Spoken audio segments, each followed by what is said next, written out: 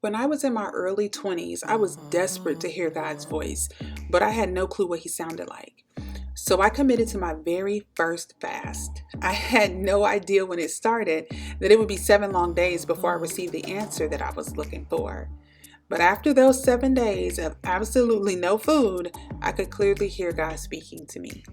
Now, fast forward 20 plus years, and I still know with absolute certainty what God sounds like and when He's talking directly to me. God has given me such clear instructions for the Christian Founders Academy.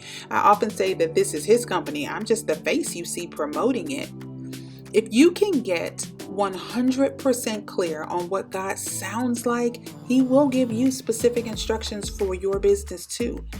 In fact, I implore you to step aside and allow Him to take the lead. So how do you do that? How do you make sure that you can hear His voice clearly?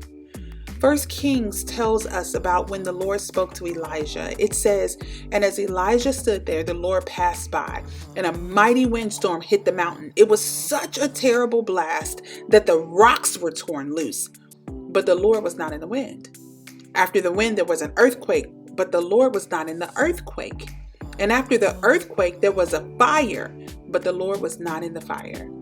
And after the fire, there was the sound of a gentle whisper. When Elijah heard it, he wrapped his face in his cloak and went out and stood at the entrance of the cave." In order to hear God, you have to listen for that gentle whisper. James 4:2 tells us that we don't have what we want because we don't ask God for it. And the reality is that the enemy wants us to be so overwhelmed, overstimulated, and distracted that we do not take the time to talk to God about our desires and get quiet enough to actually hear from Him.